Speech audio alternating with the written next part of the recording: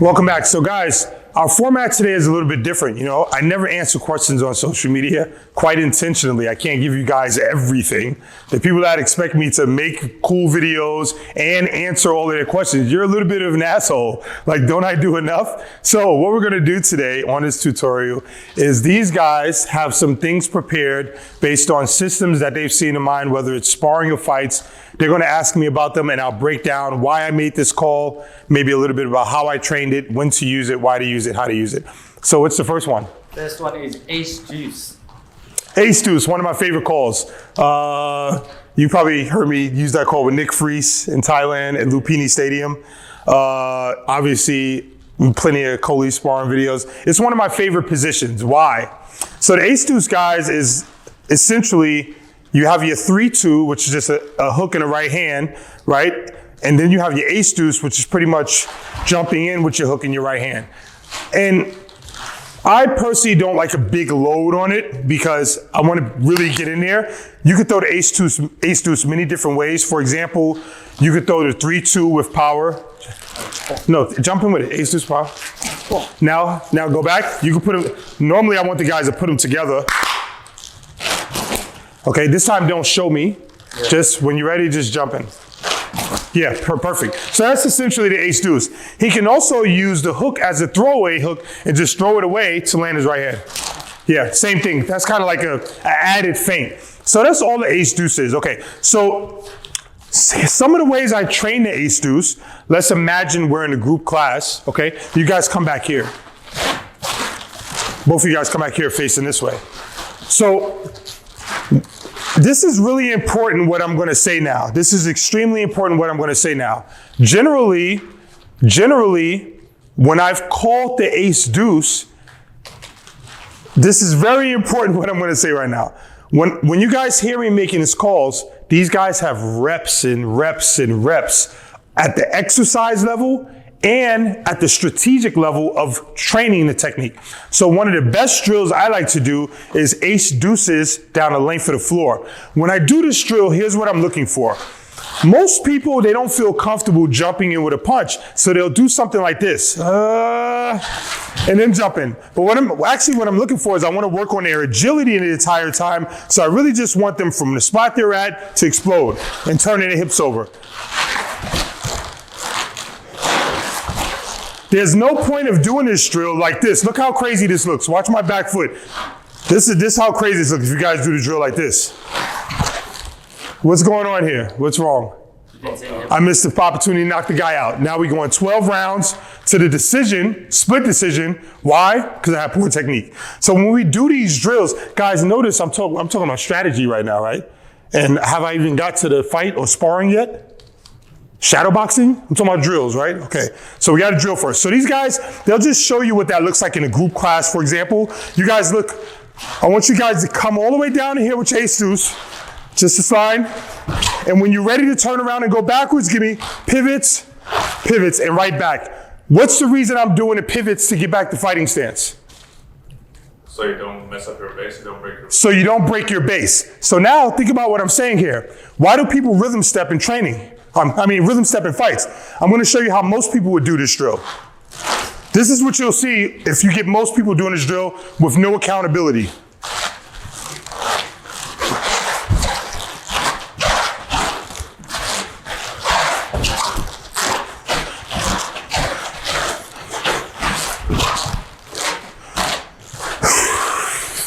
You just broke your base 4 times, 5 times. So you got 3 reps to ace deuce and 5 reps of breaking your base. And so when you want to know, this wasn't what the tutorial is about, but if you want to know why people rhythm step, it's because they do training, but in between their training, they get a lot of reps of breaking their base. So let's not get any reps of breaking our base, only the ace deuce, get in fighting stance and then take it back down.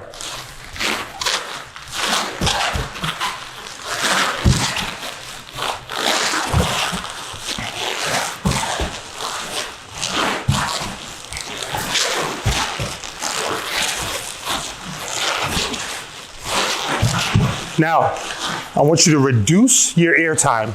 So reduce your air time, be a little bit shorter. Okay, come on. Much better.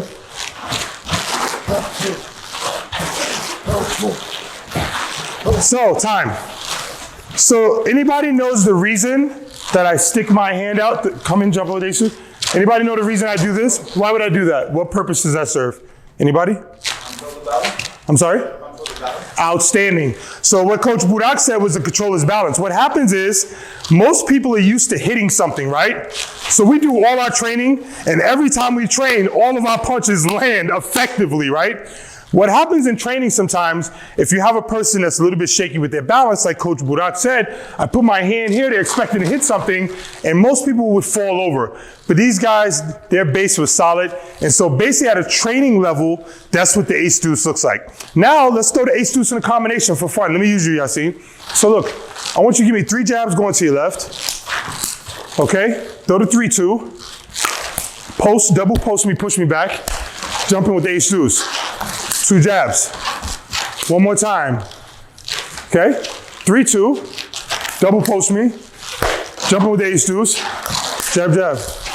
Okay? So that's the way, simple way, nothing major. So remember, look at the structure.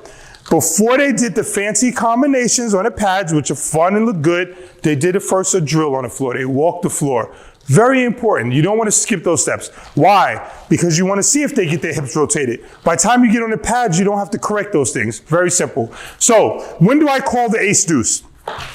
The ace deuce is absolutely money in the bank. Why is that? Here's why. If I see Yasin, keep your torso down, be very slick and explode in with this ace deuce, right? I'm going to have to cover up. So even if he doesn't land the shots, who has the momentum? Yasin has the momentum. Momentum is very important in sports. When he has momentum, what else does he have? Time. No, what else does he have? Power. What else do you have? What kind of power do you have? Is it mental or physical? Both. Both, right? But which one is the most important one? What does momentum give you? Confidence. But momentum gives you confidence. So if he jumps in with the ace deuce, I catch it on my guard, but he sees my head rocking back. What is it? I'm the stronger fighter. I'm taking this bitch after this fight. She gonna see what I do to him right now. That's the kind of confidence it gives him, guys. Understand that. Momentum, very important. Another thing the ace deuce does, maybe you're like Tyson Fury, you jump in with your hook and you just like to pull his hand down to set up your right hand. There's so many applications of the ace deuce. I like to make the call. I like to make the call in a few situations. When I need the momentum right then and there. Why? Because the ace deuce is a combination that the opponent, if you do it right now, if you come over like this, you're gonna get counterpunched. Don't blame me, it's on you. You're liable. I said you gotta put the motherfuckers together, didn't I? Did I not say? Okay, so if you guys are training, you watch the tutorial and you go like this, and you get knocked out, don't blame me, blame yourself. You wasn't paying attention to the tutorial. Why are you laughing at people? I mean, it's not nice. So I like to call the ace deuce when I want to take people's momentum, when I want to take the momentum, and also when a guy is hurt. When a guy is hurt, you got a few combinations you could go to, and the ace deuce is one of them, okay? And when a guy's falling back on the ropes, I like ace deuce, I call it out right away. Coming out of a clinch, ace deuce. Because right away I'm trying to take momentum. So those are the times I might make a call like that. So let's see what these guys have for me next. What else do you guys want to talk about? Air, gloves, body. Air, gloves, body, AGB system. Now I laugh. I'm laughing now because I love being a jerk and posting stuff that I know the boxing community is going to be like, yo, he crazy. I never heard of that. You ever heard Tyson say air, gloves, body? You ever heard that from Freddie Roach? Who does he think he is? But I love it. So I like messing with people. So air, gloves, body is one of my favorite systems. Let's talk about that. Y'all seen square up with me really quick. So it's one of my favorite systems because it's a fundamental of positioning. We talked about this on another tutorial, but let's rewind and go over this. So right now with Yasin's fighting stance, a punch has to pass the air, pass his gloves to touch him, okay? And most people, they're trying to penetrate, keep your hands up. Most people try to penetrate straight to the guy, right? Straight to the guy. Now, my good friend Tony Christodoulou, he asks me all the time, Barry, you do all of this footwork, so where does offense come in? And I tell Tony that offense is about positioning. If we don't get into positions, then how can I hit the guy or throw punches? So I'll call out Air Gloves body in a variety of ways, okay? Air Gloves body control can be, for example, let me give you one example of a usage. So let's say that him and I is sparring, right? And I want him to throw his jab. Just throw your jab. We're sparring a little bit. We're moving around. Throw your jab. And come forward. You play around, move around. Okay. Huh! I just got control of the air. How did I get control of the air? With the audible feint. What does that mean that I controlled the air? Well, we're in this position. I said, huh! I got him to take a step back. I've just controlled this airspace. Does that make any sense? So we haven't gotten to the gloves and the body yet, but I've just controlled the air. What's another way we could control the air? Well, we're not going to break this down for you guys. Got to get the other tutorials.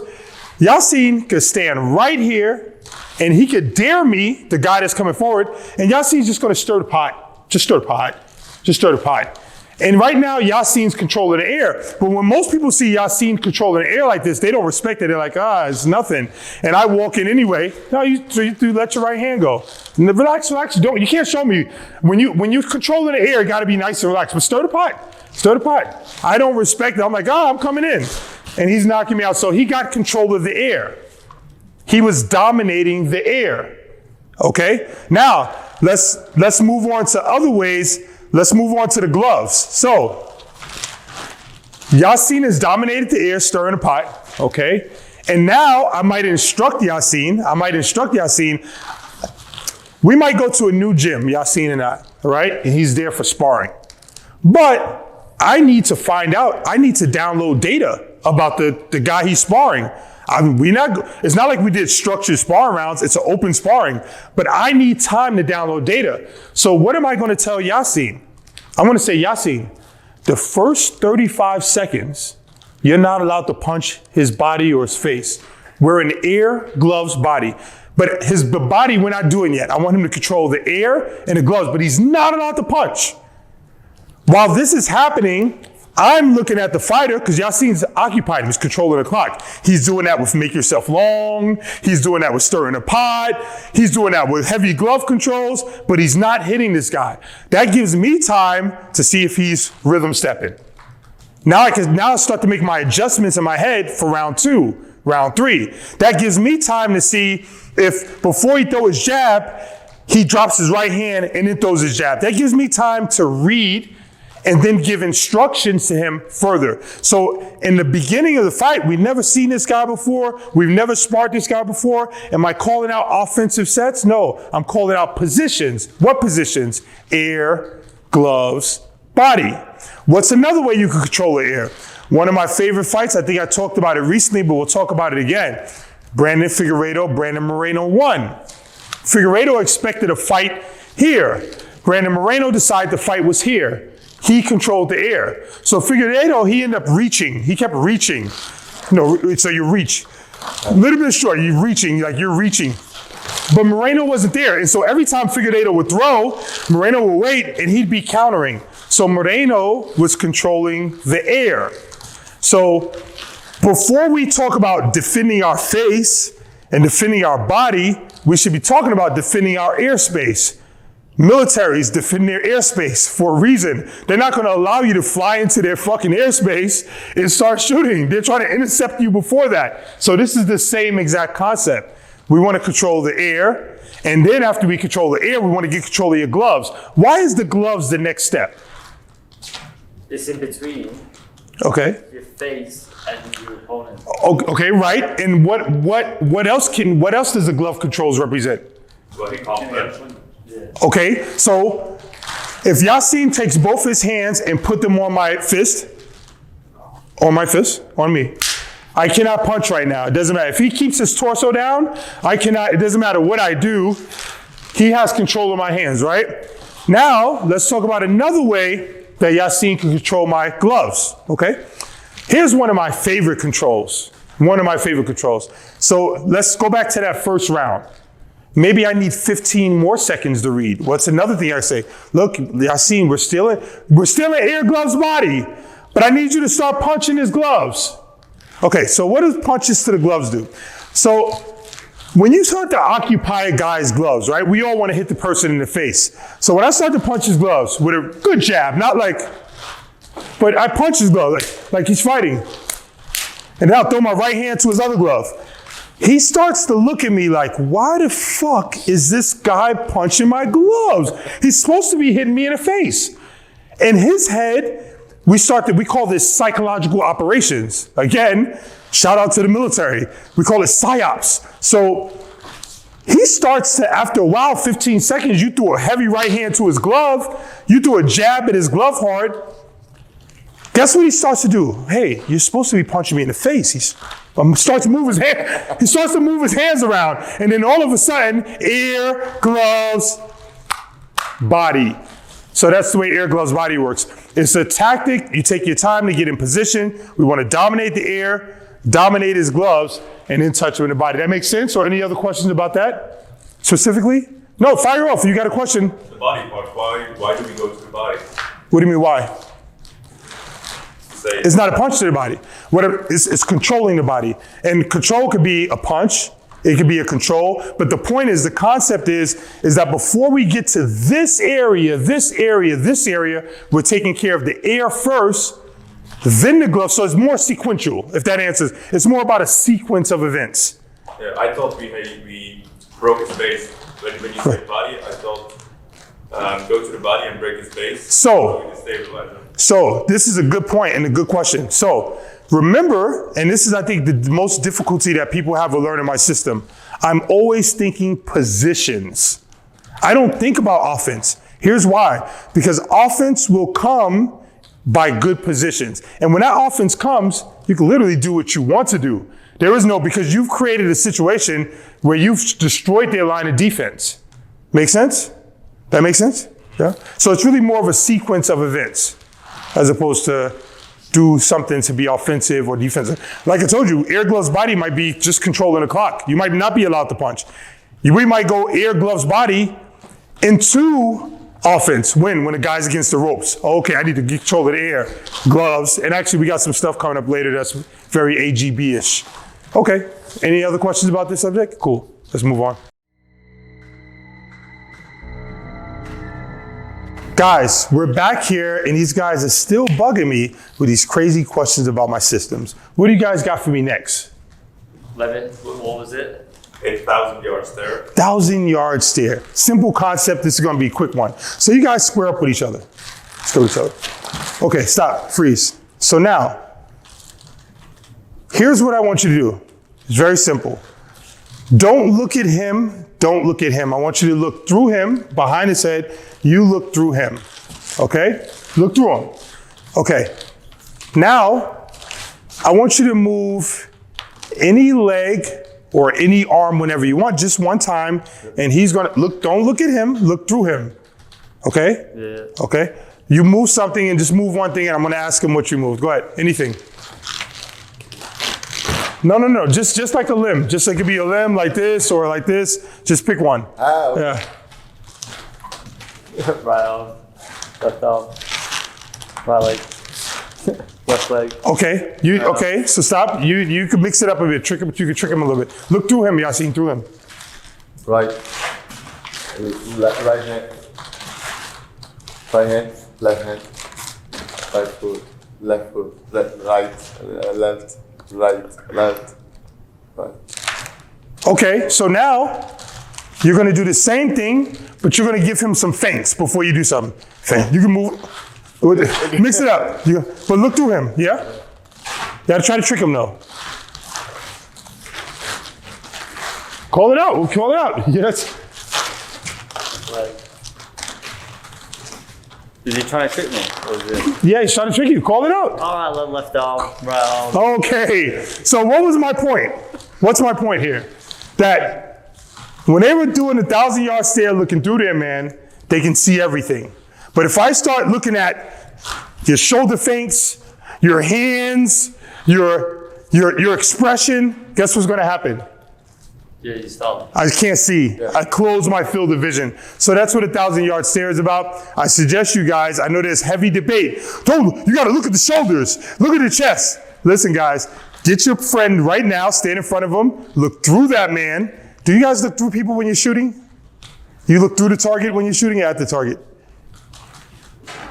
Yeah, it depends if you're a target shooter. Yes, you look. Okay. But if you're in an operation, you don't look. You're looking behind. No, you just have the side and shoot. You just see and shoot. You don't bring the sides together.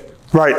Just that was kind of my point. You have a wide field of view, right? And that's what we're trying to accomplish here. If you're looking through, not looking at his, you can see a little bit better. And that's pretty much what stare through him is. I don't like my athletes to look at people's shoulders or their hands or their waist or any of that stuff, because once you start looking at that and you got a guy that feints real good, this is gonna be your head and we're gonna get knocked out. You're like a bobblehead doll. You get knocked out. Okay, cool. On to the next subject, guys. I'm starting to get grumpy, guys. I never answer this many questions. I like to be vague. It's a Virgo thing. Virgos unite. Okay, so what's the next thing you guys got for me? Approaching shots. Approaching shots. So approaching shots also falls in the family of air, gloves, body, because in approaching shots, what are we trying to get control of? The air. The air. So when we're approaching, we're trying to get control of the air. So approaching shots falls into the category of air, gloves, body. Now, listen, I think early in this tutorial, we talked about you can use your hook to not even hit a guy to throw your right hand. That's getting control of the air. That's an approaching shot. So here's what approaching shots are fundamentally. So you guys set up just outside the 50-50. Let me see, stick your arm out. Stick your arm out. Okay, perfect. So approaching shots might be, he might step forward with his 1-2-1-2, but the first 3 punches are to the air intentionally. Okay, where's the last punch? Oh. Okay, do it again, go back. Okay, do it again. Why you so close to him? You gotta relax, you gotta approach him. It's an approaching shot. Exactly. So now think about there's another concept that we'll probably get to in a bit called comfortable environment, right? This also falls under the same family. He has to make him comfortable. When you think about comfortable environment, let me paint a picture for you. He has invited Yasin to his house. When Yasin comes in, he says, how you doing, Yasin? Let me grab your coat for you. Sit the fuck down. Do you want some tea? Do you want some water? Can I get you something? How's your neck? Do you want a massage? And then Yasin gets really, wow, this guy's a really nice guy. I like him. And then all of a sudden, Ed turns into a really bad host, a nightmare host. What are you doing in my house? Get the fuck out of here. And that's what we're trying to accomplish with approaching shots. We're trying to create a very nice environment. Yasin, hands up. A really nice environment. You good, bro? Very nice. It's so good. And that's my point. So you're trying to get Yasin very comfortable. But if you show all your energy on approaching shots, squeeze your ass, Yasin's on, he's like, yo, I'm in this guy's house. I don't know if he has guns around. I feel like it's a very, I was gonna say something completely not good, and I scratched a joke because we're in tough times. Tough times, you cannot say that. I'm very proud of myself. It's a moment of maturity on film. Don't let anybody ever tell you that you can't do it too. Now, so the goal of approaching shots is to do what? Make your opponent what? Comfortable. A very comfortable house guest. Here's some tea. Here's a pillow. That's the way they should look and feel by the time you got there to land a punch. Yasin, you show me what approaching shot might look like versus Ed. No, now you look like you're about to do something. You gotta relax. It's too, look, I'm coming. Okay. Yeah. No, it's too much energy. It's too much. Remember, you gotta make him comfortable. If you come with this energy, he's gonna go away. Okay. Yeah. Nobody respects that. You understand? Guys, like, what the fuck is he doing? You're gonna really, bro, you're gonna come at me like that. I said, come at me, bro, but not like with some respect, bro. You understand? Yeah. So now, let's talk about some other approaching shots. Let's get you guys to play around. We'll go 1 and 1, start outside the 50-50. You can do some approaching shots, and then you'll do one. Let's be as creative as possible. Whatever you guys come up with.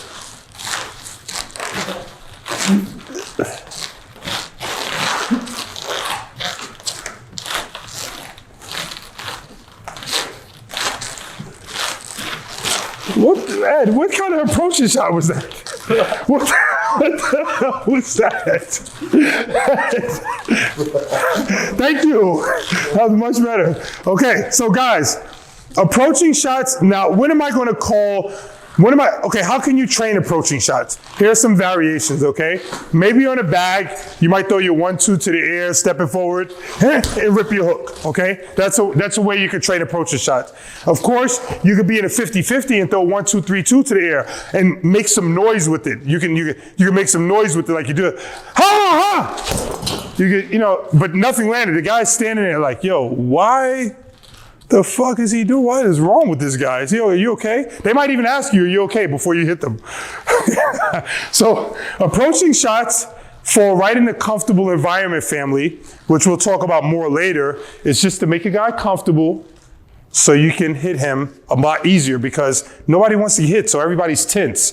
So before you start throwing punches, you have to find a way to make a guy nice and cozy, nice and relaxed. Right? You're very mean. That's very not nice. Premeditated. Okay, on to the next one. Welcome back. So, what do these guys have for me next? What's the next thing? What do you guys got for me? Big man game. Big man game, one of my favorite calls. I get very excited. It's an evil, evil day when you hear big man game. So, let's talk about the different applications of big man game. One, for example, taller fighter, shorter fighter, okay? Big man game, I want to be big. I'm not going to get down to his height. Come this way.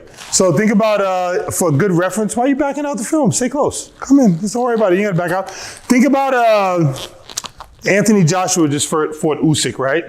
And Anthony Usyk, let's say Usyk is your height. Anthony Joshua fought him at Usyk's height. So he definitely was not in big man game, okay? But anyway, so big man game, let me show you a few aspects of big man game. Big man game starts with heights, 1, okay? If you noticed, did you get uncomfortable? Yeah. Okay, so again, one more time. Watch here, this is me regular, and this is me getting very scary. It's quite simple. I think we saw Yassine do that a few times in the other tutorials. So now, big man game, I embody it in presence, okay? Now look at my face. When I go to big man game, I might instruct the fighter, I need big man game with an angry disposition. So look, I'm negative. Like we're boxing, I'm moving.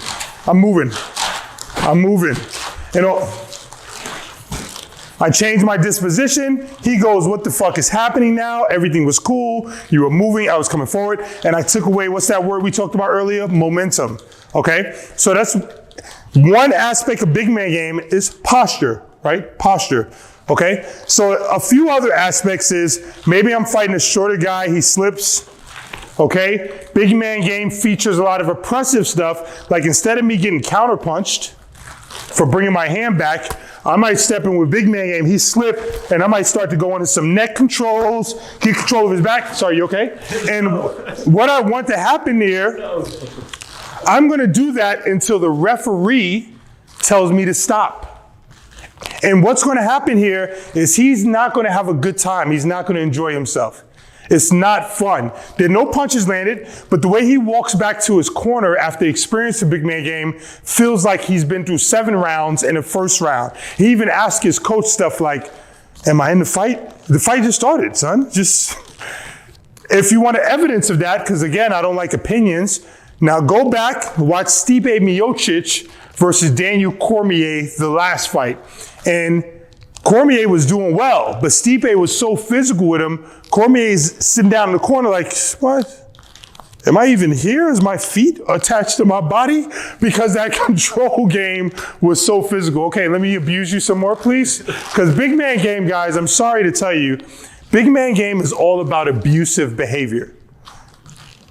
All the evils of society, you leave it outside, but you bring it into competition. Psychopath in competition, different dispositions. Manipulation, bring it into the gym. Lie, bring it into sparring. Psychological operations, stalking, everything wrong with society, you bring it into your sparring and into your fight. So a few more big man game positions. He might get close to me, get up on the inside and start throwing punches. Okay, I'm not allowing him to throw 2-3 punches. Keep working. I'm gonna cuff his head. Wow.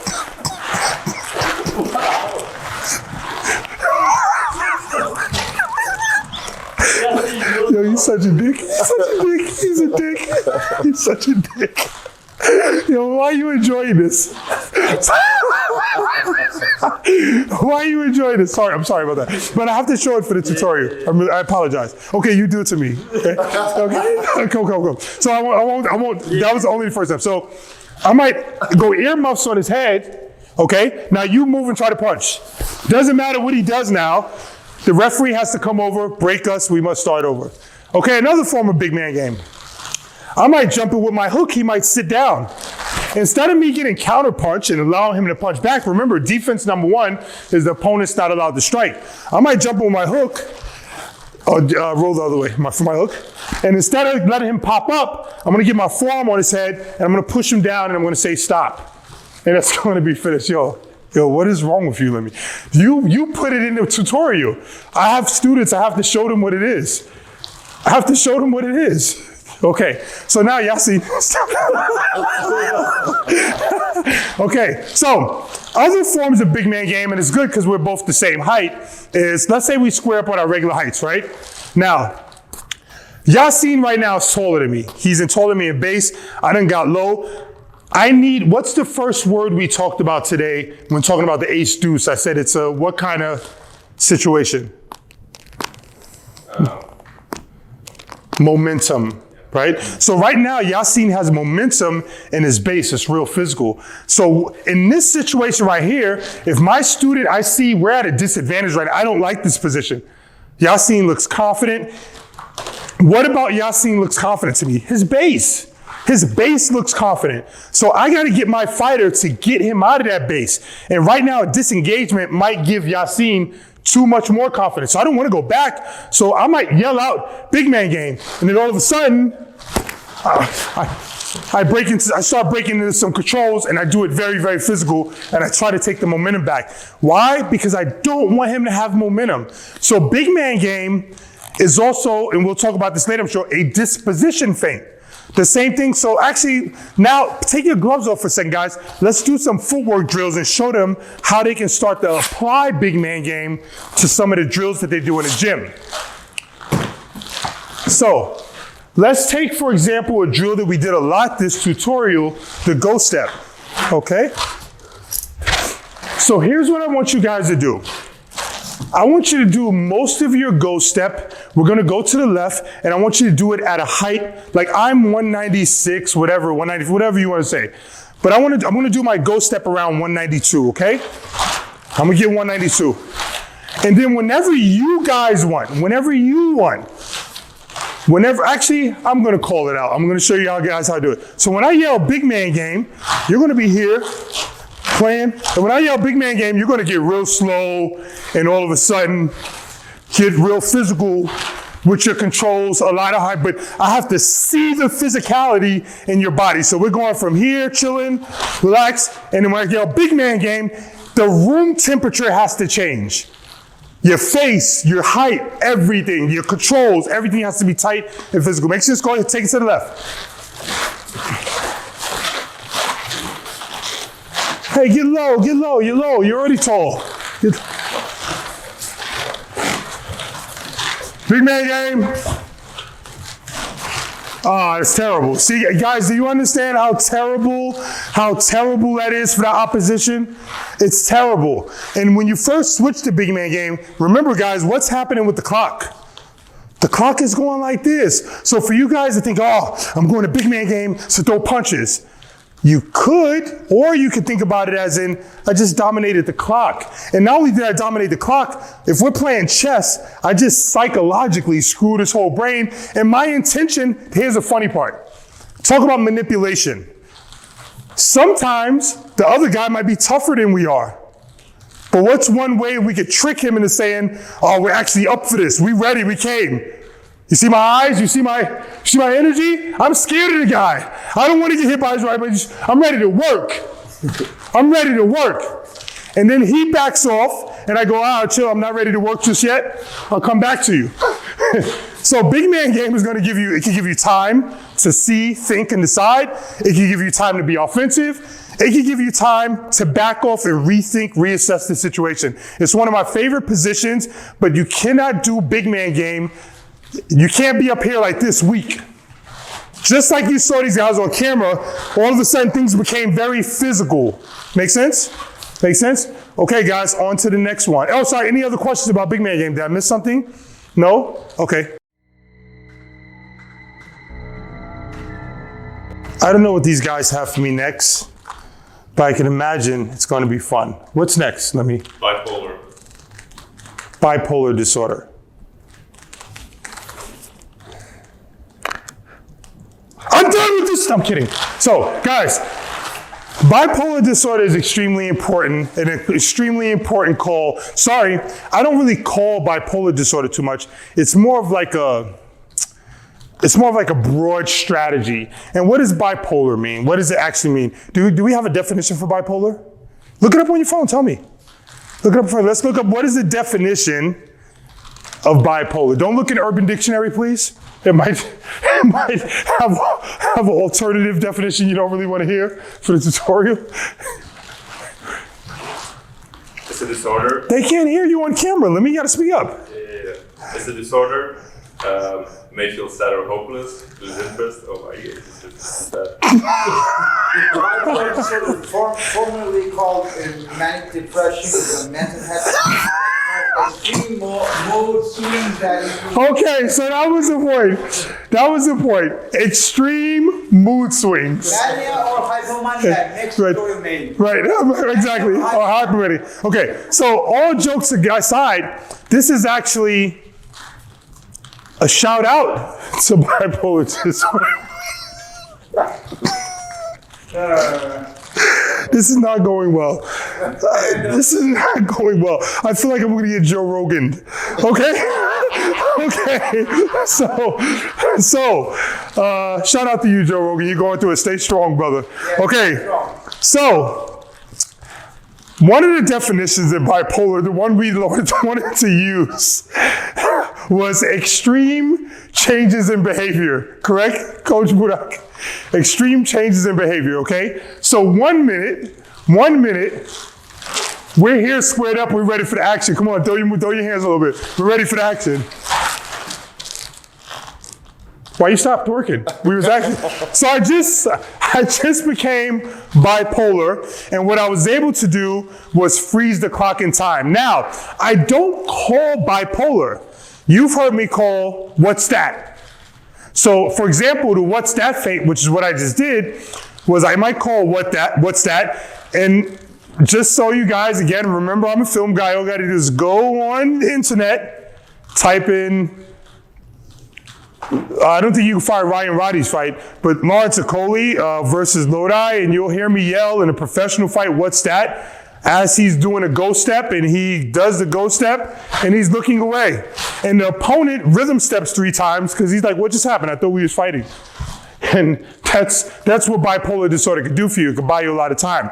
So what are some of the ways that we could be bipolar? Here's what I'm gonna do. This is what's beautiful about this right now. I'm sorry to give myself credit, but here's what's beautiful about the Million Styles boxing system. How do you think it is that we're able to develop the confidence of a person being and trying these weird things like being bipolar and changing these extreme patterns of behavior? How can we get them in a drill to do that? I'm sorry? Okay, what's any other ways? How else can we get them? Go ahead. Change the temperature. Okay, but so how do we do that? What does the drill look like? What kind of drill can we do? Well, you take a base. What'd you just say? You take a base. Whoa! So listen to what Lemmy just said. He said you pick a base. What does that mean? Let's show him what that means. So guys, I want you to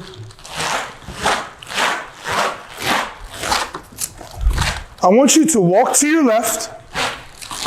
And as you're walking to your left, I want you to be bipolar.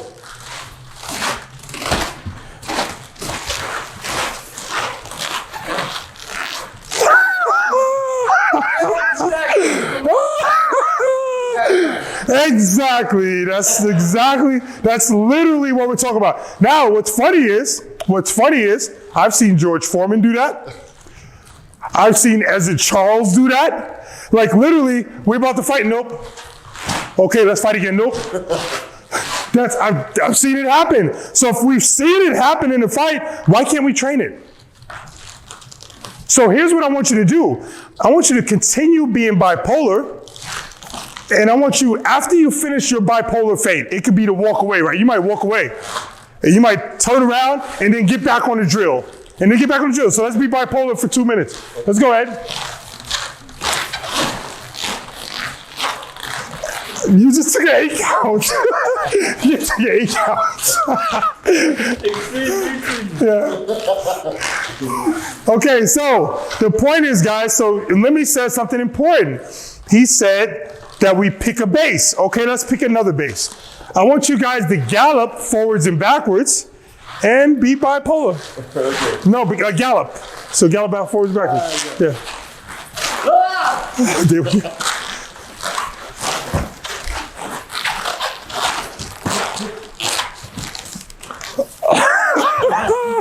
Exactly. Okay, so these guys can be bipolar in walking. They can be bipolar in galloping. Let's pick another base. Let's go ace deuces. Since we did ace deuces, let's go to the beginning of the floor and let's do ace deuces, sure. And be bipolar with the drill.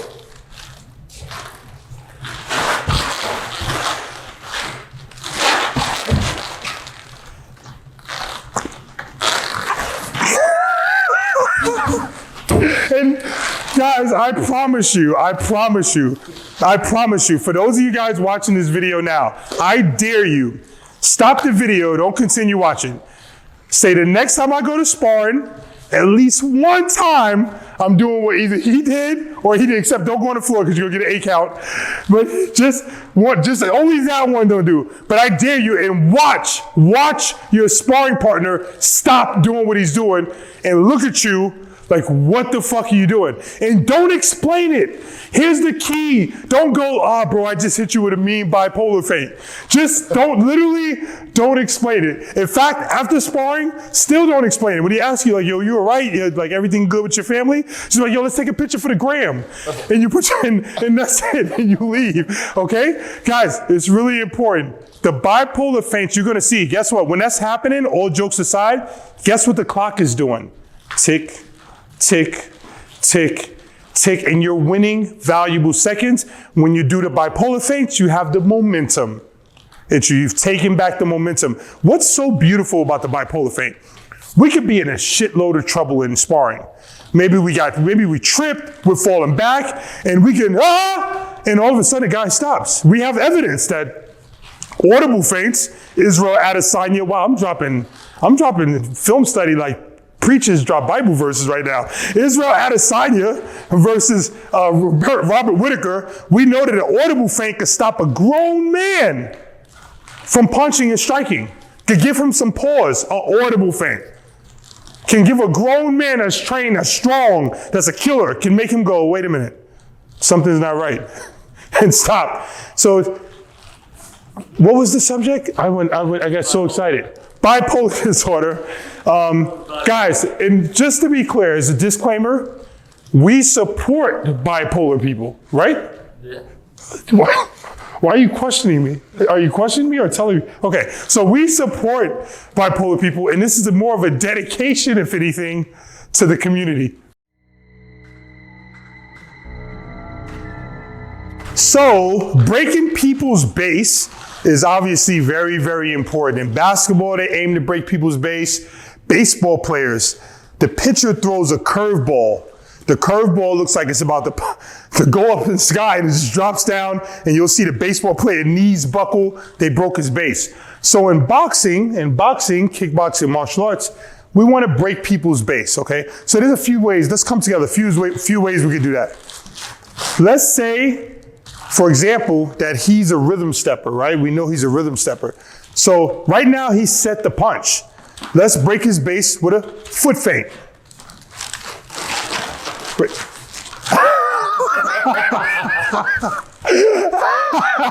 Sorry, guys, we're all laughing at you guys that are rhythm steppers. We're laughing at you. That was funny as hell. But that's the way you can break. Yeah, so that's 90% of people, when you do this foot feint or go to rhythm step and break their base. So that's one way you can do it, right? Let's talk about another way. What is one way Floyd Mayweather made breaking bases famous? What was one of his techniques? Jab to the body. Jab to the body. So Yasin, walk forward. He's going to stab him to the body and break his base. No. Just walk forward. Overtake it like a champ. So walk forward. Yeah. And for the, I know you're strong, but for the video, please break your face. You ready? Come on. That could be one way, but the point is that's the point. The point is that people are either going to break their base in this way, or they'll probably rhythm step, or they'll do something like that, right? And so, yeah, go ahead, shoot. Well, Mayweather versus what was this guy? Hatton?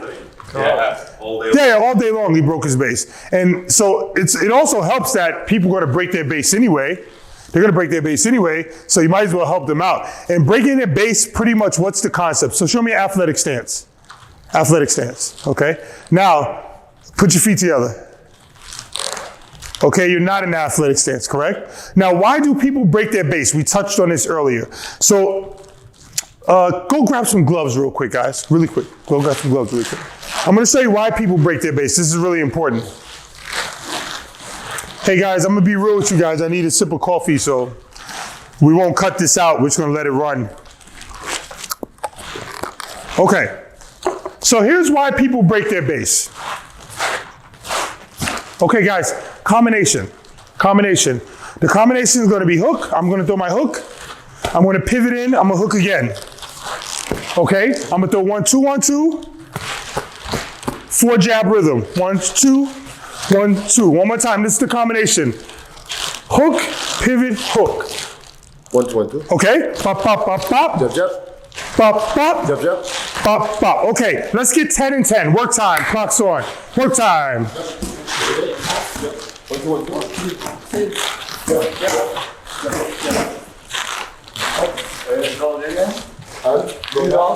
Okay, so you can break your base physically and you can break your base mentally. They just broke their bases mentally. So when you guys are doing partner drills, you should be calling out your work. The coach, the person that's holding the pads should be talking, and they should be talking about what? What they're doing. What the combinations. Let's continue. I'm gonna show. Let's see if any other way. I want to go 5 and 5. 5 and 5. Okay, time. So Yasin just broke his base voluntarily, or for rhythm step. So he went to go step up the punch. Before that punch happened, he rhythm stepped, and it was just kind of a habit. So let's continue to watch. These are just some of the things that happen in class. No, don't do that. Okay. Yeah, try not to do that.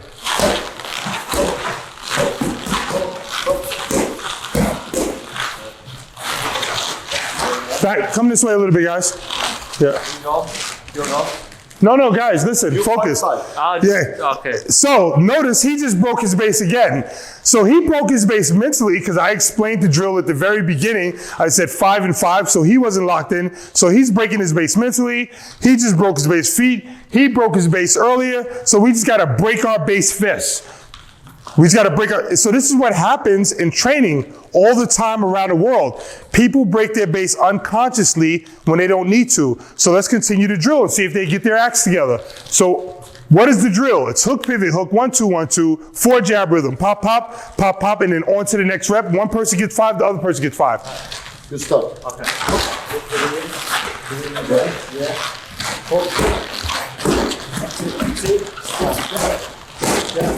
Go there.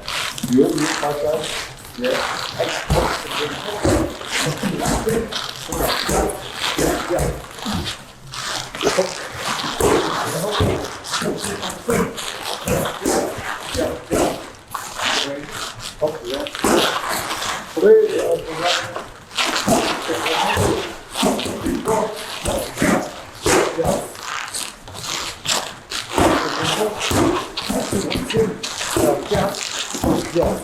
There you go. Hook. On to six. Check out. Check out. Go then hook. No. That's hook. Then hook. No. On six. Check out. Check out. Go then hook. On six. Check out. Check out. Hook 15 hook. Check out. Check out.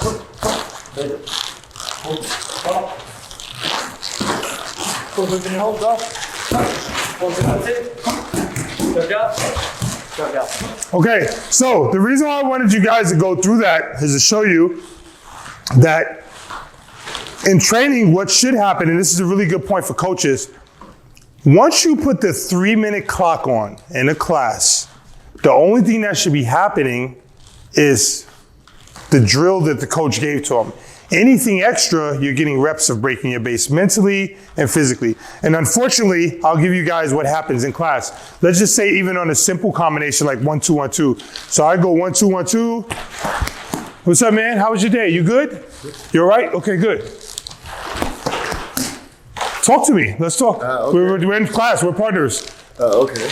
How are you, man? I'm good, brother. Ah, this is an easy one. This is an easy one. Yeah. What time is it? Oh, it's 3 o'clock. I can't wait to get out of here. You see that girl over there? No. So a lot of times with partner drills in class. No. Wow, I didn't even, you're very smart. Wow. Thank you. You have a very, very smart, this guy's a good lawyer. This is a good lawyer, very smart. Wow, you just saved your life. Wow, I didn't even notice that at first. Very smart guy. And you're young, right? That's crazy, that was so smart.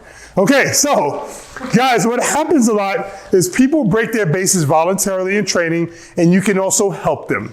You can help them because we already know they break their base, so we can stab them to the body and help them break the base some more. We can feint them, get them to do all types of triangle steps and all that type of stuff, and get them to bring their feet together and possibly put them in a bad position to be successful later on in the fight. Any other questions about breaking bases? Okay, cool. That's nice. These guys are giving you guys, like, they're trying to pull all these secrets out of me, and I feel like I'm being forced to do this now. I'm very uncomfortable. But can I get out of this or no? Oh, okay. What's the next subject you guys want to talk about tactically? Conversation.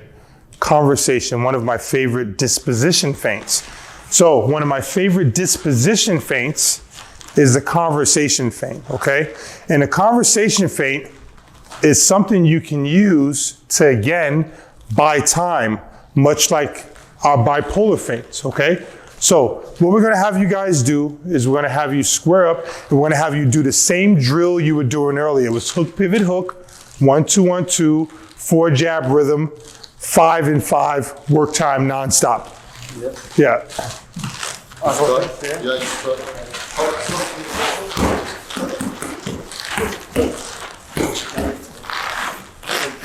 Where do you get the teacher?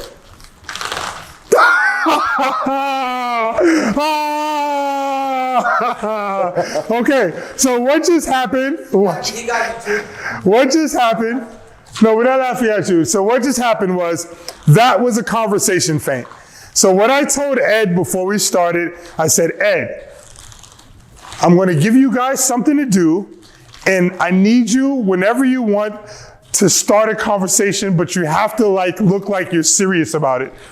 And so that caused Yasin to stop, break his base, and go, what are we doing? So next time, once you guys cut this film, the next time you're sparring on your teammates, make sure you use a conversation feint. But guys, you can't use the conversation feint like you have to be serious. Like, yo, you good? Like, so you're moving around. We're moving. Yo, what about you have to really embody this conversation feint, and you got to be a little bit crazy to try it. You know, it's sure you got to be a little bit crazy to try it, but guess what? When you do it, you're using psychological operations and you're dominating the clock, and you're also giving yourself a chance to see and relax. And it's quite funny. And what happens when you smile? You relax a little bit more. So that's what a conversation feint is like. Make sense? Okay, cool. On to the next one. I can't believe I'm doing this. I really cannot believe I agreed to do this for you guys. And you guys are like the voice of the people too. All those people I hate on social media that bother me, send me messages, want to comment on my stuff. That's why I shut off my comments. But here you guys giving them something. It's really terrible. We are. You're supposed to be working with me. Okay, anyway, these people are for the people. I'm not. Next drill. Call out your work.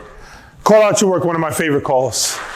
For anybody that has purchased my 40 rounds tutorial, they understand why call out your work is one of my favorite systems. So let's talk about call out your work. Where did call out your work come from? Call out your work for me came at a time where I was studying linguistics. And Lemmy later on told me, Barry, no, you're building nomenclature. And we debated about it, but he became factual, not just because he's a Belgian man and Western European dominates I'm kidding. Now, so call out your work is very important. Why? Why is it important? Or confidence. Confidence, okay. You need to know what you're doing. You need to know what the hell you're doing, right? You need to know what the hell you're doing. So, Hype yourself up. to hype yourself up. Notice that coach didn't say that talking was arrogant. He says you need to hype yourself up. And how can we hype ourselves up? We can say things that need to be said. Now, there's a difference. If I'm sparring him and I'm saying, I'm a killer, I'm not really, that's probably a nice disposition feint, or it might piss him off. Could piss him off. Could very much upset him. But if I'm in front of him and I'm sparring him, I'm like, listen, Yasin, I'm going to catch your jab. If you throw it, look, brother, I'm going to catch your jab. All I'm doing is reinforcing to myself that I really need to catch this fucking jab because he's got a good one. And if I let it touch me, it's going to make me uncomfortable and I'm going to be having a really bad sparring session. So I need to reinforce things by talking. A lot of people talk, like for example, one of my favorite, not one of my favorite, but there's a video of me during a fight. One of my students is fighting. We're at the weigh-in and the fighters are squaring up. And I say to the fighter, I say, listen, your jab defense is a C-. To me, that's good trash talk because it has data behind it. I didn't say, you a bum, I'm gonna beat your ass, we went out. I said, no, your jab defense is a C- in grade. This is much more insulting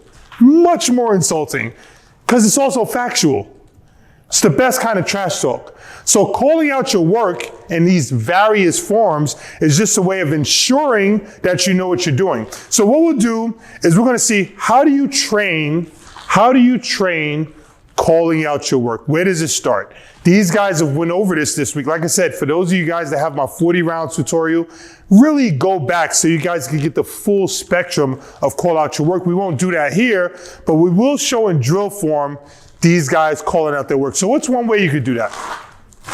So communication, me communicating with the athletes, sparring, to be able to communicate where I can get the athlete to talk to me and I talk to them, it starts in drilling. Okay, it starts in drilling. So we're gonna go back to the very first drill we did today, ace deuce. And instead of them just jumping in with the ace deuce, Hey, I'm gonna have them add a variation, okay? So before you jump with the ace deuce, I want you to talk to yourself, tell yourself what you're doing, tell yourself you're gonna do the ace deuce, and after the ace deuce, I want you to talk to yourself some more. So here's what it might look like. Stir the pot, Barry. You stir the pot on him. Right hand, ace deuce, sit down, pull, control him. Okay, roll, Barry, ace deuce. I want you to tell yourself the entire time what you're doing. Let's go, work time. Ace deuce. You know, stop. Hold, roll, move. Roll. Substitute. Ace deuce. Ace deuce. Roll. Roll. Ace deuce. Stop. Move. Ace deuce. Hold. Hold. Touch down. Hold. Right hand. Right hand. Okay. Let's take another application, okay? Let's take another application. So,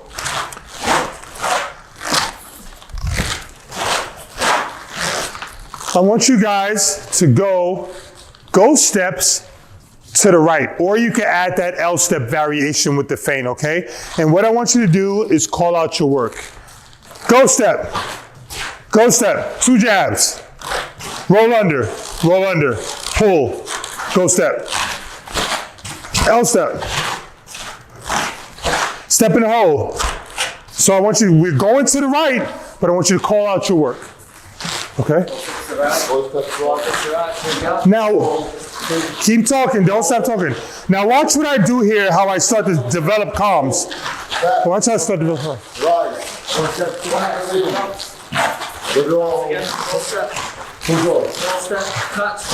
I'm on the calls, go left, I'm on the calls, go left. I'm on the calls, I got it. Sit down. Catch the 1-2. Go to the right. You guys on the calls, you guys call it out, call out your work.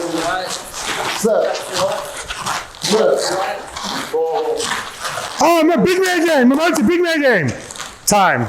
So that is how, through drills, the drills that people don't want to do, you know, think about something.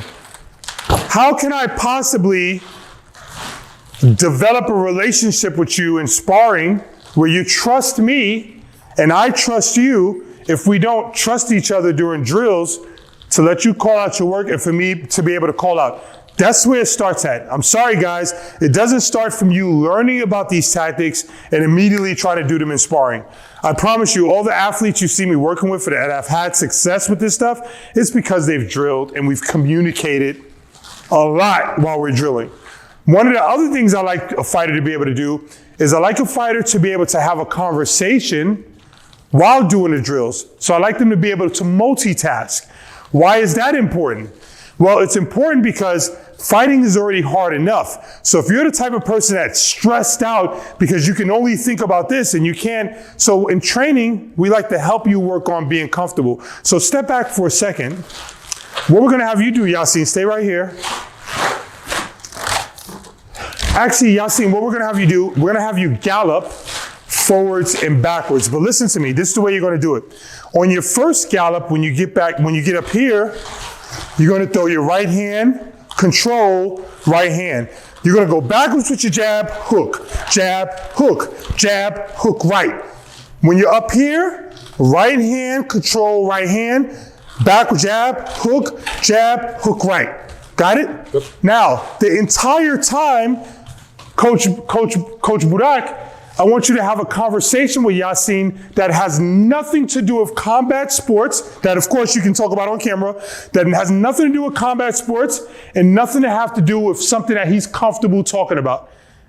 It doesn't have to be something bad, just a subject that's very random while he's doing this drill where he has to throw 2, control 2, jab, hook, 2, and then right back. A random conversation. Work time.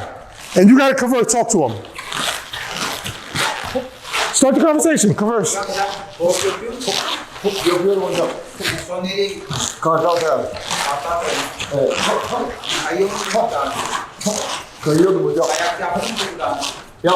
Where's my right hand at? Why is there a rhythm step there? Keep working. Jab, hook, right hand. Peki çok mu bağlıyorsun acaba, hard mı bağlıyorsun? Hocam o kadar bilgim yok acaba onu bağlıyorum. Çok yani çok ayakkabının yumuşak mı? Yok Sen de sabit kalıyor. Soruyorum abi. Yok sabit kalıyorum hocam.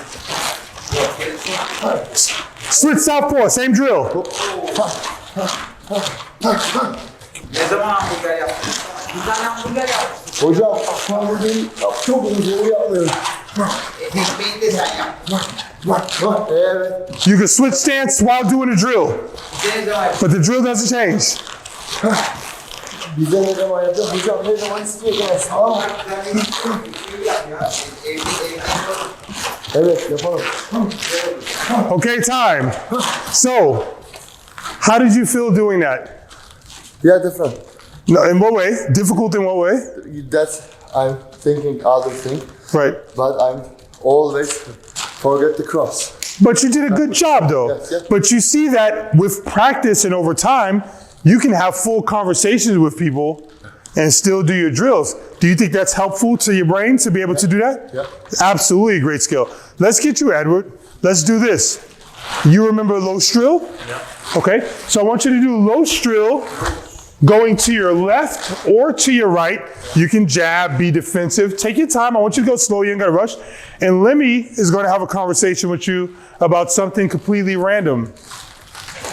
So Ed, yeah, you have a fight, right? Yeah. You want to fight tomorrow? Yeah. The day after? Where? Tomorrow night in Scotland. What time? It's going to be about 7 o'clock, 8 o'clock. Yeah. There's not many. You'll have to rush home, right? Yeah. It's not many fights on the show, so it was just last minute. Didn't hear that. Going to a fight? No, not me. It's my fighter. You got a last minute call. So yeah, leaving early. So this is, but guys, this training, we all had a good laugh just now, but the point is that in combat sports, you do big time multitasking. Big time multitasking. But do we start training that in sparring? Like it's like, bro, it's a little bit dangerous. So we like to start our training with drills. That's why we love drills at A Million Styles of Boxing, because drills allow us to work on physical technique. It allows us to work on mental technique. It allows us to work on physical stamina. It allows us to work on mental stamina. And that's what training for us is all about. That's why we like to be able to do so many different things. Does that answer all your questions about the conversation, Frank? Call out your work? Yeah? Okay, cool. Okay, what's the next thing you guys got for me? What are we doing? Check your timing. Okay, check your timing, one of my favorite calls. Why do I call it check your timing? Okay, so back in the day, first 2013, another story, takes me years and years to build programs and build systems. And so 2013, I was watching Marlon Starlin fight, and Marlon Starlin, he was fighting Lloyd Hunnigan, and Marlon Starlin, the whole fight, he had his hands up, he was slipping, pulling, rolling, all with his hands up, catching punches. And I never thought that was possible because most guys with their hands up are just pretty much vanilla. They don't really have an active high guard. Listen to my linguistics, they don't have an active high guard. Their high guard is just very there. And so I was like, what does keep your hands up actually mean? So fast forward, I was watching Vasyl Lomachenko fight, studying him because in my opinion, I didn't think he was so good. That was just my opinion. I didn't think he was good. And I thought that most of his matchups, because I saw him fight live in Macau, and like, for example, the guy he fought from Thailand, they literally had pillows on the guy's hand, and Vasyl really couldn't do anything with the guy. And I was like, wow, what if they would have had small gloves? So I never really was really impressed because of the matchmaking. So I used to really study Vasyl because I wanted to find holes. I wanted, like, why is this guy, everybody celebrating the guy, his resume, he's fighting guys that stand right in front of him. So of course, anybody, if these guys have somebody to fight and this guy stands right in front of them, they're going to look, their footwork's going to look amazing. So I just didn't think he was that good. I thought he was product of good matchmaking. So I really started studying Vasyl Lomachenko because I wanted to know, like I told you guys earlier, I study to beat people. Excuse me. So I picked up on something that Vasyl Lomachenko did. You've seen the video. I'm sure you've seen it. I don't know if you guys have seen it. But I noticed that Vasyl Lomachenko, before he's offensive, he does this. Before he's defensive, he does this. Before he feints, he does this. And I said, well, why is he doing that? And I realized quickly that is Vasyl Lomachenko's timing mechanism. Some people's timing mechanism is the rhythm step, right? And that's how we know when they're going to punch, right? Because most people, the reason why they do rhythm steps is because they don't drill. They don't put in the hours and hours and hours of drills. So when they go to do something, the way for them to get momentum or feel like they can do something, their brain tells them, I got to do this in order to do this. So we know that is their timing mechanism. And so we can really manipulate how they move, when they move, and why they move because of this habit. So Vasyl Lomachenko, I've noticed, I said, oh, finally, I found his thing. And his thing is that before he does anything, 80% of the time, 90% of the time, he's going to do this. So that's all I needed for me to know, okay, this guy is beatable. He has a habit. He's not flawless, right? But nonetheless, this habit was a good habit. It's a way of getting your timing. So Vasyl, if you look through all his fights, before he's doing anything, he touches here before he jabs. He touches here before he counterpunches. He touches here before he moves away. He touches here just to touch here. It's his timing mechanism. So I started looking at this particular thing different. Remember, here's the process of developing systems. First, I film study. That's important. Then, here's something we're really bad at in combat sports. Naming things. One universal name. A step back jumper in basketball is a step back jumper. It doesn't mean something else. A sidestep jumper is a sidestep jumper in basketball. It doesn't mean something else, right? A Glock 9 in tactical shooting is a Glock 9, or is it something else? In combat sports, across the board, everybody has different names for everything. There's no uniform, this is what's going on. So it makes it difficult to actually learn techniques. So for me, the next most important thing, I just realized I'm a genius. Wow. I just realized I'm a genius, guys. Here's why. I have not even a high school education. I'm not very smart. But archaeologists, when they find bones, they didn't name, this is a Barrysaurus Rex. So what I did was, once I discovered this timing mechanism and that it could be used and manipulated, I named it. And what did I name it? Anybody? What else did I name it? Rising spot. Horns. Horns. Horn. Horns. Why did I name it horns? Where was my inspiration? Horns. Where was my inspiration? Horn. Basketball. Yeah, basketball. Okay. Why basketball? Why was this thing that Marlon Starlin was doing was active high guard, where he can have his hands up, he can slip out of this, he can pull out of this, he can catch. Right. So because of the hand positioning, but why basketball horns? Why? For So what'd you say? Options. What were we gonna say? yeah. Horns for defense or offense? No, for offense. As the play off horns. Two big guys at the top. Yeah. You pass horns. Yeah. So in horns, how many options do they have? He can't even name them. Too many. He can't even name them. But let me ask you a question. How many options is in keep your hands up? A lot. This is No. hands up. So when a coach is yelling to a fighter, not you, how many options when he's yelling to the guy, come on, keep your hands up, keep your hand. How many options is in keep your hands up when a coach is yelling at him? None.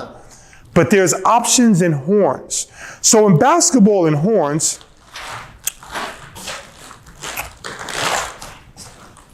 no, I don't want to erase that. I did that earlier. I don't want to erase it. So basketball in horns, actually, let's do it. Let's run a play real quick. So you stand here, okay? You come, let's set it up this way, sorry. Okay, so you stand here, okay? You stand here, okay? Okay, let's get the ball. So one horns play might be the point guard walks the ball at the floor. He gets into the big guy. The big guy, he's a good shooter. He turns, he looks at the basket. He turns to look at the basket to shoot. Pump fake like you're going to shoot. Nothing's there. I curl around. He passes me the ball. I pump fake. He cuts to the rim. He gets a layup. Okay? That's one horns play. Okay. So that's one option. So we got one play. Okay? So now in basketball, they have so many options, right? Okay? So now I throw the ball into him. He runs up. You run up here. And you set a screen on his man, right? Now, you're going to give the ball back to me. You're going to spin off that screen. And I'm going to give the ball to you. And we have a pass. You get it? Okay, so let's go with another play. So horns is very flexible. It's very flexible. Now, he might set up in the middle of the floor, right? So I'm in the middle, come in the middle right here for the horn. So I get the ball. It comes to me, okay? I throw it into him here. I fake like I'm going this way. I start running off. I come to the screen. I stop. He stops at a screen. He comes up. I pass the ball to him. You shoot. No, got to pass. It's a score, okay? So out of horns, those were only 3 bootleg options. We're all amateurs here. But that's just kind of an idea of what in basketball, they don't have a move, they have a playbook. Ooh, let's get into this. They don't have a move, they have a playbook. So, when you combine what Marlon Starling was doing to Lloyd Hunnigan, which was so brutal, go and watch this fight, and then you look at what Lomachenko's doing, wait a minute, he's using this horns package to punch. He's using it to defend. He's using it to feint. And then you start looking at Mayweather. Mayweather, he's backing up like this with one hand. He checks his timing. He's able to punch. Okay, now let's talk about check your timing in a sense. Let me use you, Yasin, really quick. Okay, so for me, the call check your timing is simply touching your head. What does that do for you? Go ahead, touch your head. Okay. Now, remember fighting stances. The punch has to pass the air, pass his forearm to get to his shin. Let's say he stays in a check your timing, but his fingertips just stay on your head. Just leave it there. Leave it there. Here. No. Leave your hand here. Am I going to throw my right hand? Nope. Why not? Why am I not going to throw my right hand here? Yeah. Unavailable. Well, tell me why. Yeah. Because you've already blocked. And think about something. Here's the beauty of this. What's my number one defense at $1 Million Styles Boxing? Not being able to punch. I'm not allowed to punch. His job is to not allow me to punch. How is he not allowing me to punch right now? Right. How are you not allowing me to punch right now? I'm not allowed to punch. I can't punch. Keep your hand there. Yeah. I can't punch. Yep. So how? Why can't I punch? There's nothing to punch. Because I have nothing to punch. Why? What's the reason? He took it away by putting his hand up. He took it away by putting his hands up or checking his timing? Oh, check his time. So keep your hand there. I'm not gonna keep it there. I'm not going to throw my right hand there.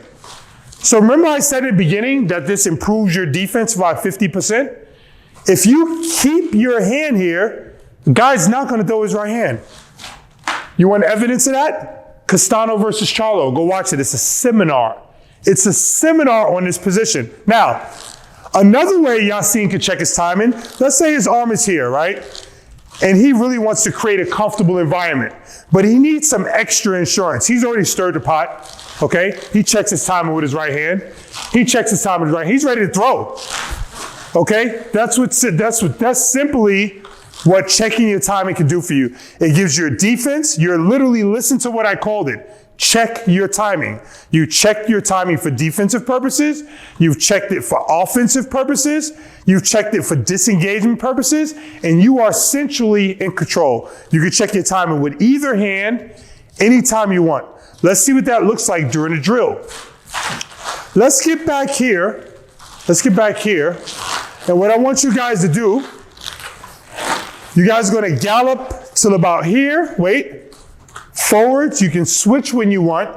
You can have your hands down. You can have your hands up. You could be here All I need you guys doing is in creative ways to check your timing, the entire drill, whether you're going forwards or backwards. You guys could punch if you want, or you could not punch. It's up to you. But I just need different versions of you guys checking your timing this entire drill. Let's go, work team. Edward, you're always going 90 miles per hour. We don't need to always go 90 miles per hour. Sometimes you can slow it down. But we're in gallop though. The drill is gallop.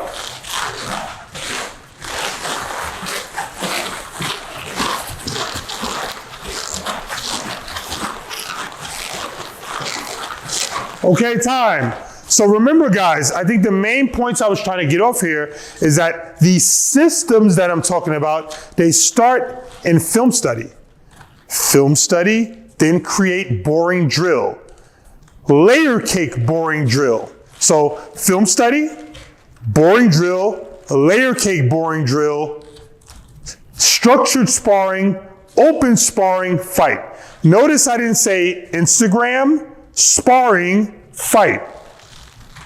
Because that would be a flawed development plan. So film study, boring drill, advance the drill, structured sparring, sparring, fight. Not Instagram. Message to friend. Meet me at the gym on Sunday. Let's spar this. Fight. It doesn't work that way. You're going to get knocked out brutally, hopefully. Okay, guys, listen. We talked about this before. One of the most important traits, in fact, the most important skill for a trainer is being a motivator. It doesn't matter how much you know or what you know. If you can't motivate people, you're going to suck as a trainer. You're never going to do well. So, you guys have to excuse me. I hate the fact that I have to apologize because we live in a very soft world. But the fact is that when I'm working with athletes, especially I mostly work with men. I also work with women. I'll give you guys a myriad of options. My job is to motivate the athletes as quickly as possible. And with men, they're motivated and they relate to things quicker that makes sense to them. So, this next call for the bitches is not a derogatory term towards women at all. It's not at all. It's not at all. And for those of you guys that are like,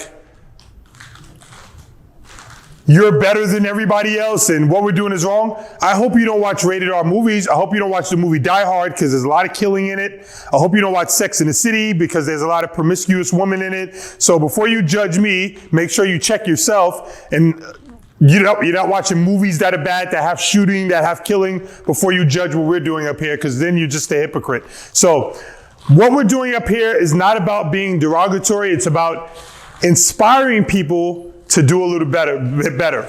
So generally, if I'm in a class with a bunch of men, a group of men, and I give an exercise, and one person's struggling, and why are they struggling? They're struggling because they're like this, and they're doing low drill, and they look like this while they're doing it. What's something I might say to them? I'm gonna walk up to them. Come close to me, Ed. I'm gonna walk up to them, do the drill. I'm gonna talk to him while he's working. So Ed, let me ask you a question. When you go out to the club, are you always this tight? Are you always squeezing your ass like you're doing now? No. Okay, you dress up for the bitches. You relax a little bit. And all of a sudden, once I mention girls, club, hanging out, all of a sudden he gets, coach. Now, that's what for the bitch, that's all the call is. It's just to get a guy to relax and realize, listen, I gotta chill out. So the video that I put out on my social media that some people saw is Gerald Washington. He starts out, he's real tight, and I'm saying for the bitches. And what does he start doing? He starts relaxing and he's able to get some offense off and get some defense off. So for the ladies, if I was training with you and I need you to pick up something quick, I might say, depending on a girl, because everybody's different. So I might say to the girl, listen, when you go get your nails done and you go get that hair weave put in and you walk outside, how do you walk outside? These bitches going to respect me. I'm out here. You see me? See the red? And that's the energy I want you drilling with. So it doesn't matter if you guys use for the bitches or not. If you use for the love of art, I don't care what you call it. It's on you. I motivate how I motivate. Yassine's gonna motivate how he motivates. Ed is gonna motivate how he motivates. But here's what I don't wanna do. Here's what I don't wanna do. Because this world is very soft, and we've given participation trophies. If you're a winner, you're a winner, you're a winner, you're a winner. People, we live in a culture where people make excuses for people. Oh, he's shy, you can't. Some people learn different than others. But we just showed you guys in this tutorial and other tutorials that that's not true. If this shy person just speaks out loud and says what they're doing, all of a sudden they'll become confident. So what we do as a society these days is we make excuses for people. We make excuses for they can't do it. And so what ends up happening in training for most coaches is instead of them, Yassine, walk to your left. Just keep walking, don't worry about what I'm doing. Instead of the coach going, Yassine, for the bitch. Why you stop working? Yassine, for the bitches, you gotta loosen up. The coach is doing this now. Oh, Yassine, listen. When you have your leg on the left, you really want to step with confidence, okay? Listen, when you bring your leg to the left, you have this, and all of a sudden, what's not happening when I stop to give him this long conversation? He's not working. He's not getting reps. So I prefer, as a guy, we could do some locker room talk. As Yassine's walking to the left, you work, you're training also. Come closer, you're training. Come over here, you're training. I prefer instead of stopping the whole session to talk to him, yo, for the bitches, baby. Looking good, thank you. I prefer to say something quick. It registers in his brain right away. He loosens up and he relaxes. He's giving me what I need. I don't want to stop the training and spend my time talking when he could be working. So it's your job as a trainer. It doesn't matter if you use my language. Change all the things you heard today. Up to you. But the point is find a language. Find a language that's clear, that's not broad, not keep your hands up. Let your hands go. Give me some others. Come on, let your hands go. Let them go. What does that mean? Get counterpunched over and over again? What does it mean, coach? Keep your hands. Give me more. The comment. Get on your bike. Get on your bike. What is that? What base do you want me in? Is that galloping? You want me in ghost step? Do you want me in around the ring? Get on your bike, son. Bike it out. What else? What else do we hear? Wait. Work. Double jab, come on. You got it. Hard. Back in '76, we had heart. Okay, anything? What else? Anything else? We're laughing with you. Always remember that. We're here with you. We're not laughing at you. We're with you.